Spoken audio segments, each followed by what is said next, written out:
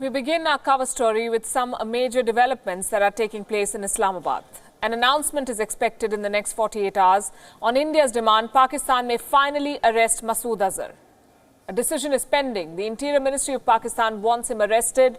The ball is in Prime Minister Imran Khan's court. That's what our sources in the Pakistan government have told us, that MasoodAzhar could soon be arrested. It's a demand that India has been making for 10 years now. He was released by India in 1999. That's when Indian Airlines flight IC-814 was hijacked and taken to Kandahar in Afghanistan. Since then, MasoodAzhar has orchestrated terror attacks in India, the 2001 Parliament attack, the 2016 Pathankot attack, and now the Pulwama attack. Reports say that he lives in Bahawalpur in Pakistan's Punjab province. And the very fact that the government of Pakistan is mulling his arrest is significant. It is proof, because we are all talking about proof these days, this is proof that the Pakistan government is under pressure. It has been making some moves. Today, authorities in Pakistan detained key members of the Jaish-e-Mohammed. Not one, not two, 44 people, 44 people linked to banned terrorist groups face the crackdown. All of them have been placed under protective custody.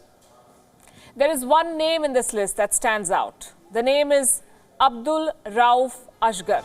He's the brother of Jaish-e-Mohammed chief Maulana MasoodAzhar. Ashgar is a most wanted terrorist in India. He's a prime accused in the 2016 Pathankot attack case. He's also responsible for the hijacking of IC-814 that led to the release of MasoodAzhar. The second name on this list is of Hamad Azhar. He is MasoodAzhar's son. Both these names were part of the Pulwama dossier, the one that India gave to Pakistan last week. In a bid to save face now, the government of Pakistan maintains that this crackdown, the one that they're carrying out right now, is not because of pressure from India. And we can live with that as long as this crackdown is serious. The problem is that it's not. This, yet again, is an eyewash. This detention means nothing.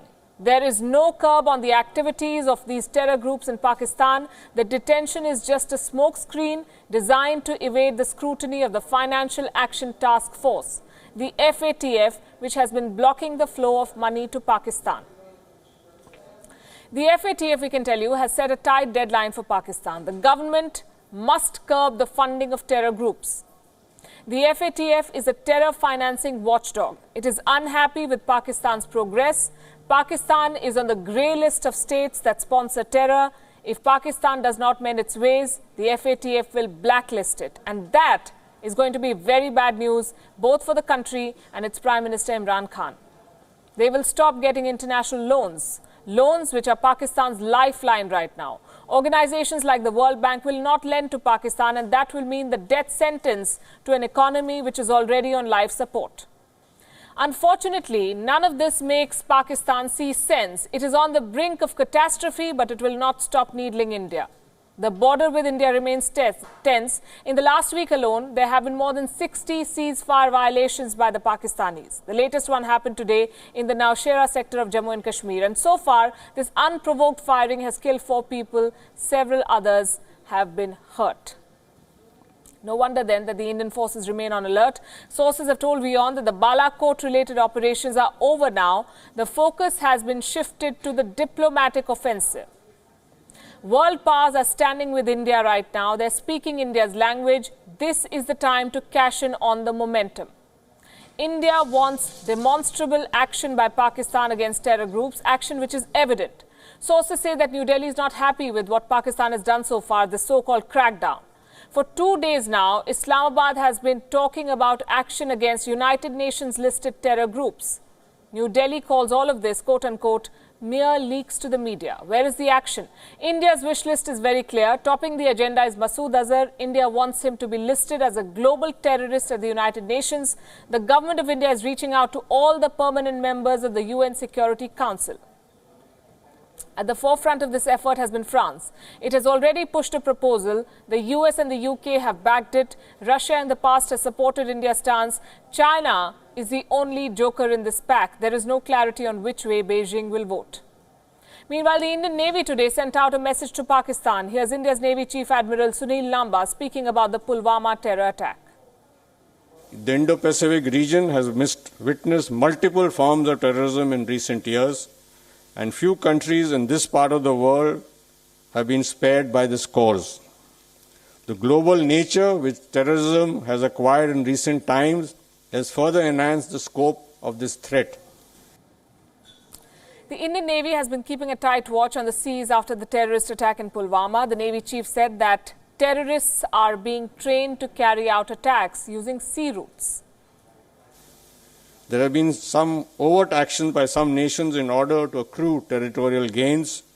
These actions have been supported by ambiguous interpretations of international law, backed by demonstrated asymmetry of power to make incremental changes to the status quo in certain regions, both on land and at sea. Unilateral actions in direct violations of international arbitration mechanisms have further undermined security and stability in some regions. We also have reports of terrorists being trained to carry out attacks with various modus operandi, including through the medium of the sea. These statements by the Indian Navy chief could have been provoked by Pakistan's propaganda machinery. Earlier today, the Pakistan Navy released this picture, the one on your screen right now, claiming that this was an Indian submarine in Pakistan's maritime zone. Pakistan said that it had thwarted the submarine's advances and it kept it from entering Pakistani waters. Needless to say that this was a complete lie. This video, the one on your screens, is fake. It is a video that is 2 years old. Later, the Indian Navy said that it does not take cognizance of such propaganda and their deployments remain unchanged. US President Donald Trump is back to doing what he does best, making protectionist statements. His latest target is India. Trump says that he plans to end the preferential trade treatment for India. Before we discuss how and if it will change anyone's life, let's tell you what he's talking about. What is this preferential trade treatment? The term you'll see in headlines is GSP, Generalized System of Preference. Under the system, Indian exports enter the US duty-free. Some of the Indian exports at least. We're talking about exports to the tune of $5.6 billion. Now, the objective of this GSP was to give development support to help emerging economies by promoting their exports. Who benefits from this? India, Brazil and Turkey. These were the top beneficiaries. Under the system, India exports nearly 2,000 products to the US, and yet Donald Trump's announcement will not hurt India. That's because 90% of Indian exports to America are taxed. They face the normal tariffs. Preferential treatment was given only to 10%, mostly agricultural products, meat, fisheries, handicrafts, things like that. Taxing them will barely make a difference. India gains a paltry $190 million on a trade of $5.6 billion. The impact is minimal. So why is Donald Trump doing it? Because he likes making a splash. In a letter to US lawmakers, the president said, and I'm quoting, "I'm taking this step because after intensive engagement between the United States and the government of India, I have determined that India has not assured the United States that it will provide equitable and reasonable access to the markets of India." This decision does not amount to much, apart from the fact that it's strong on messaging. It is the harshest from the Trump administration on India so far, because technically India is the largest beneficiary of this arrangement. So what will New Delhi do? We can tell you what it will not do. India will not go the China way. India will not impose retaliatory tariffs, and the Indian market is not losing sleep over this. In fact, both the Nifty and the Sensex today gained 1% in trade. If Trump's idea was to unsettle and spook, he has failed. The one major takeaway from the whole development is this, that Donald Trump has set his eyes on India. After beginning a trade war with China, he has often called India a high tariff country. This decision may also be Trump's idea of retribution for India's new e-commerce rules. This new e-commerce policy of New Delhi restricts the way Amazon and Walmart-backed Flipkart do business in India. So there are many factors at play. It certainly has nothing to do with Pakistan, we can tell you, or the standoff between India and Pakistan. The press in Pakistan is going to town with this story. They need to check their facts, as does Donald Trump. So look at these numbers. The US trade deficit with India has actually come down more than 10% since 2014. From $31 billion in 2014, it was down to $27.3 billion in 2017. And Donald Trump's attempt to target India is intriguing. Let's show you the list of countries with which the US runs massive trade deficits. China, Mexico, Japan, Germany, Canada. This is the top 5 list. And that contains the erstwhile NAFTA partners, Canada and Mexico. And still, The President of the United States chooses to target India. The other thing here is the timing. This month is expected to be a crucial one for America and China. A meeting between Donald Trump and Xi Jinping is on the cards. So is he using India to spell his tough stance on trade? Perhaps a message for President Xi. With Donald Trump, you can never be sure. It is by far the biggest challenge facing China's President Xi Jinping. Experts say that his vision of a glorious China has struck a great wall. So much so that Xi Jinping is facing severe backlash from the public.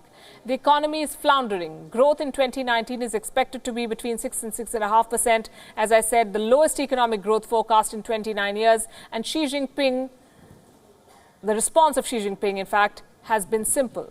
Spend more on infrastructure to generate jobs, cut taxes to keep the public anger in check, and try to improve domestic consumption. Stoking demand, it's a typical solution, Keynesian solution. Such solutions may help a country come out of economic strain, but China's economic woes have largely been their own doing, and hence it comes at a cost. Xi Jinping's pet project, the Belt and Road Initiative, has put the country through severe debt burdens. Last time around, China dialed in fiscal stimulus to ease its economic burden, and that was during recession. Now it cannot even use such stimulus measures because they cost the exchequer. And continuation of fiscal stimulus means that China is worried. Debt to GDP has risen from 28% to 48% under Xi Jinping. His strategy to gain prominence by financing infrastructure projects has backfired. Pakistan is unable to pay interest on Chinese debt without external help. Sri Lanka has given away the Hambantota port because of the same economic problem. But interestingly, the money spent by China is not back. Loaning out billions to risky nations may have given China strategic influence, but unpaid loans remain just those, unpaid loans. They add to the debt pile. Trade wars with the US are threatening to further hurt the economy. Unemployment has risen in China. These have prompted a rise in dissent against the strongman, Xi Jinping. The two sessions meeting this year, it's underway right now, is a unique challenge. Generally, National People's Congress, the NPC, acts like a rubber stamp. Its function is largely ceremonial. But this year, Xi Jinping is expected to face the heat. To divert attention, he has brought celebrities like Jackie Chan and Tencent founder Pony Ma and a few NBA players at this meeting. Several human rights activists are being detained ahead of the meeting, which began yesterday. Security has been beefed up in Beijing. Notices ahead of the meeting carry a message to instruct the party on the future. It's unlike every year where the two sessions meeting sings praises of Xi Jinping. Not this time. Discussions on trade war and economy will be inevitable, and the Prime Minister of China, his speech on economy was filled with doubts and uncertainty, to say the least. The stage is set for President Xi Jinping, or chairman as he calls himself. He is the person who is responsible for China's aggressive Belt and Road project. He is also the person who made the NPC a prominent group, and now he may bear its brunt. It's his biggest political challenge yet, a litmus test of his standing in the Communist Party. So much for a communist country. It depends on the decisions of a single person. The Indian government today said that the operation against Pakistan is over. But the politics is far from over. Both the ruling party and the opposition have raked up the airstrike in Balakot while making their political pitch. Prime Minister Modi is on a campaign trail. After Gujarat, he landed in Madhya Pradesh, and today he addressed a rally in Dhar. The Pulwama attack and the action that followed were the highlights of the rally. He lashed out at the opposition for questioning the Indian Air Force's version in Balakot. The Prime Minister also referred to the Congress leader Digvijay Singh and his FOPA. क्यों आपको लगता है कि हमारे वीर जवानों ने सही किया? पूरे देश को लगता है कि हमने सही किया, लेकिन यहाँ कुछ ऐसे लोग हैं जिनको ऐसा नहीं लगता है। जिस पार्टी के नेताओं ने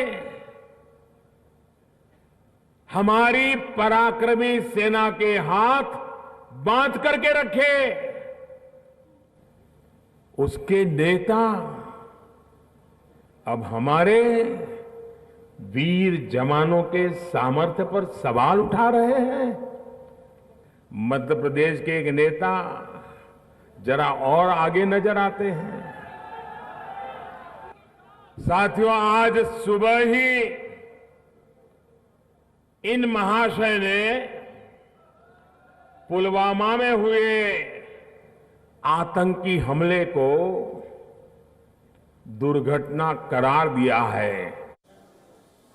Barbs have been traded on social media as well. Congress leader Kapil Sibal tweeted a list of international media organizations and asked if their reporting was pro-Pakistan. Mr. Sibal asked the Prime Minister, and I quote, "Are you guilty of politicizing terror?" The reply to that question came from Union Minister Rajyavardhan Rathore. "You believe international media over own intelligence agencies," he said. "You seem happy when media quoted by you says no losses in strike. And sir, for us you went to London to find evidence against EVMs. Will you please also go to Balakot to check?" While Prime Minister Modi was issuing a threat to those sheltering terrorists, he was facing a threat himself. A Karnataka Congress leader was caught on tape instigating people to pick up arms and assassinate the Prime Minister.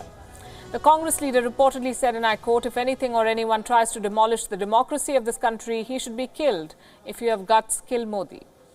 The comment was made at an official Congress party event. The controversy was triggered after the BJP's Karnataka wing retweeted the video and demanded legal action.